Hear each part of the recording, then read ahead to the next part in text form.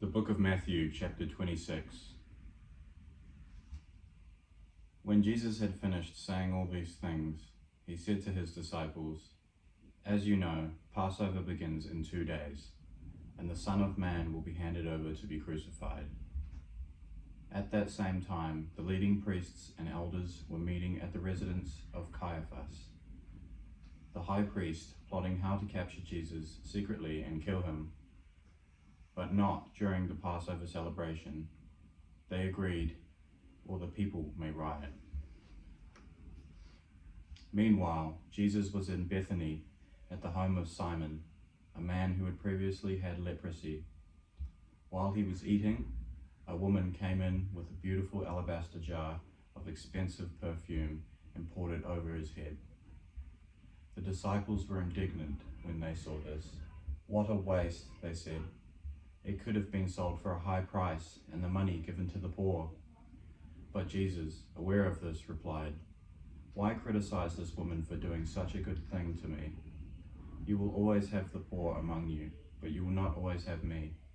She has poured this perfume on me to prepare my body for burial. I tell you the truth, wherever the good news is preached throughout the world, this woman's deed will be remembered and discussed." Then Judas Iscariot, one of the 12 disciples, went to the leading priests and asked, "How much will you pay me to betray Jesus to you?" And they gave him 30 pieces of silver. From that time on, Judas began looking for an opportunity to betray Jesus. On the first day of the festival of unleavened bread, the disciples came to Jesus and asked, "Where do you want us to prepare the Passover meal for you?" "As you go into the city," he told them, "you will see a certain man. Tell him, 'The teacher says, my time has come, and I will eat the Passover meal with my disciples at your house.'" So the disciples did as Jesus told them and prepared the Passover meal. When it was evening, Jesus sat down at the table with the 12 disciples. While they were eating, he said, "I tell you the truth, one of you will betray me." Greatly distressed, each one asked in turn, "Am I the one, Lord?" He replied, "One of you has just eaten from this bowl with me, will betray me. For the Son of Man must die, as the Scriptures declared long ago. But how terrible it would be for the one who betrays him. It would be far better for that man if he had never been born." Judas, the one who would betray him, also asked, "Rabbi, am I the one?"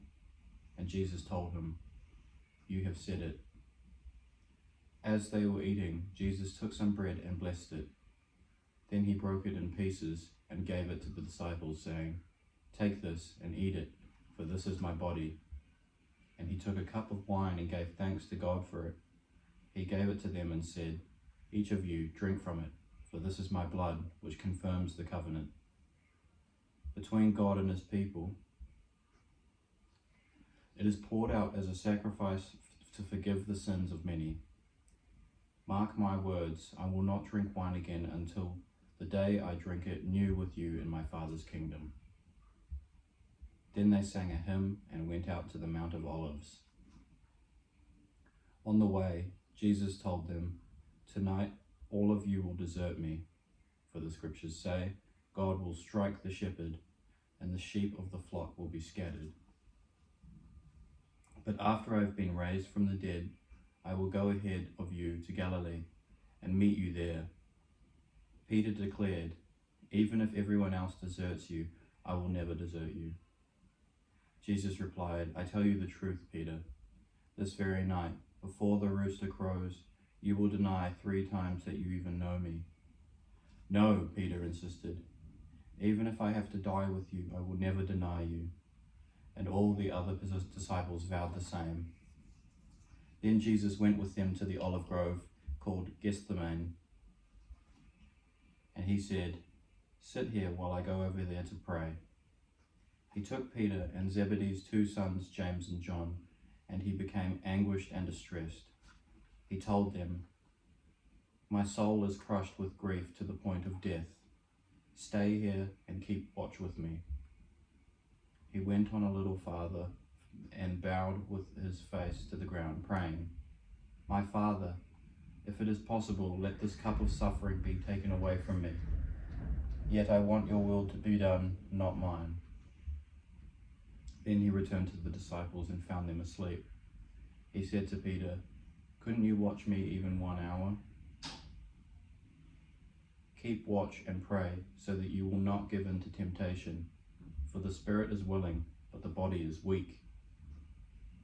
Then Jesus left them a second time and prayed, "My Father, if this cup cannot be taken away unless I drink it, your will be done." When he returned to them again, he found them sleeping, for they couldn't keep their eyes open. So he went to pray a third time, saying the same things again. Then he came back to the disciples and said, "Go ahead and sleep, have your rest. But look, the time has come. The Son of Man is betrayed into the hands of sinners. Up, let's be going. Look, my betrayer is here." And even as Jesus said this, Judas, one of the 12 disciples, arrived with a crowd of men armed with swords and clubs. They had been sent by the leading priests and elders of the people. The traitor, Judas, had given them a prearranged signal. "You will know which one to arrest when I greet him with a kiss." So Judas came straight to Jesus. "Greetings, Rabbi," he exclaimed, and gave him the kiss. Jesus said, "My friend, go ahead and do what you have come for." Then the others grabbed Jesus and arrested him. But one of the men with Jesus pulled out his sword and struck the high priest's slave, slashing off his ear. "Put away your sword," Jesus told him. "Those who use the sword will die by the sword. Don't you realize that I could ask my Father for thousands of angels to protect us, and he would send them instantly? But if I did, how would the scriptures be fulfilled that describe what must happen now?"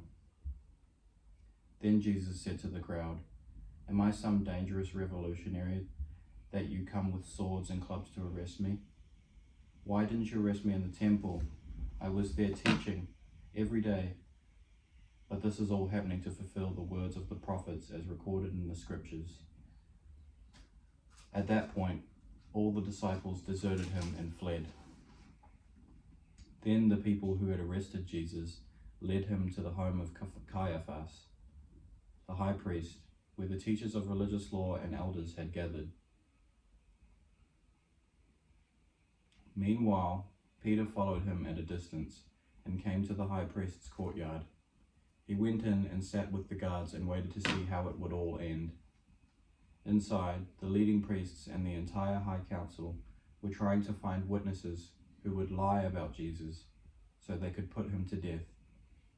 But even though they found many who agreed to give false witness, they could not use anyone's testimony. Finally, 2 men came forward who declared, "This man said, 'I am able to destroy the temple of God and rebuild it in 3 days.'" Then the high priest stood up and said to Jesus, "Well, aren't you going to answer these charges? What do you have to say for yourself?"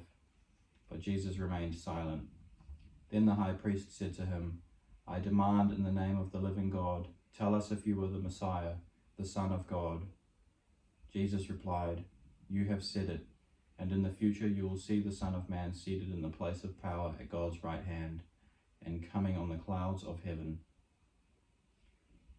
When the high priest tore his clothing to show his horror and said, "Blasphemy! Why do you need other witnesses? You have all heard his blasphemy. What is your verdict?" "Guilty," they shouted. "He deserves to die." Then they began to spit in Jesus' face and beat him with their fists, and some slapped him, jeering, "Prophesy to us, you Messiah. Who hit you that time?" Meanwhile, Peter was sitting outside in the courtyard. A servant girl came over and said to him, "You are one of those with Jesus the Galilean." But Peter denied it in front of everyone. "I don't know what you're talking about," he said.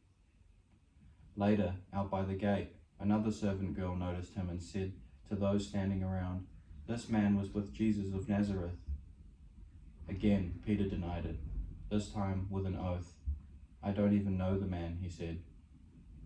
A little later, some of the other bystanders came over to Peter and said, "You must be one of them. We can tell by your Galilean accent." Peter swore, "A curse on me if I'm lying. I don't know the man." And immediately the rooster crowed. Suddenly, Jesus' words flashed through Peter's mind. "Before the rooster crows, you will deny 3 times that you even know me." And he went away, weeping bitterly.